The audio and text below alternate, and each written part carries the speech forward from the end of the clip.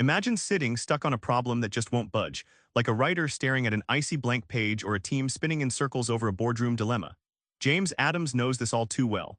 He doesn't just tell you to think outside the box, he dissects the box itself, revealing invisible walls you never noticed. What if the real barriers to your creativity aren't luck or talent, but these hidden blocks? Let's break them down. Before you can bust blocks, you have to recognize them lurking in your mind. Adams pinpoints 6 sneaky prison guards disguised as everyday thoughts and habits. Early in the book, Adams recounts a project at a Midwest engineering firm. The team couldn't solve a design flaw, they kept hitting the same dead ends. Adams identified perceptual blocks, they saw the problem too narrowly. Labeling these 6 blocks, perceptual, emotional, cultural, environmental, intellectual, expressive, gave the team a new lens to spot where ideas got trapped. Think of these blocks like a magic cloak hiding reality. Just like those optical illusions where a vase turns into 2 faces, your blocks mask the true shape of a problem. Adams compares it to trying to solve a puzzle with some pieces invisible, you're forced to guess, stuck in mental fog until you swap perspectives. Once the firm recognized these blocks, creativity exploded. New ideas flooded in, not from genius but from unblocking the obvious. Adams reveals a stunning truth. Creativity isn't a rare spark but an unlocked door. Your biggest hurdle isn't talent, it's spotting and knocking down these conceptual walls. One block nobody expects to fight is the emotional one. It's the sneaky feeling that shuts your brain down, dragging ideas under.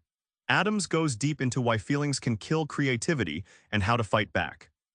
Adams shares the story of a marketing team in New York tasked with reinventing a stale brand. Fear of failure paralyzed them. They rejected ideas preemptively, labeling them too risky or "we've tried that." This emotional block became their invisible cage, suffocating fresh thought before it even started. He compares this to being stuck at a dancing party but convinced you have 2 left feet. The "that's impossible" mindset is like a mental traffic light stuck on red. You stop, hesitate, and never even take the first step, even when solutions might be right under your nose. Breaking through meant playing literally. Adams introduced improvisation exercises where team members said yes and to ridiculous ideas. Suddenly, what felt impossible became playground territory. The lesson: lighten up emotions to liberate your mind. Risk isn't the enemy, rigid fear is. With blocks identified and emotions tamed, Adams shows how to build lasting creative muscles. Not just flashes of inspiration, but habits that stick.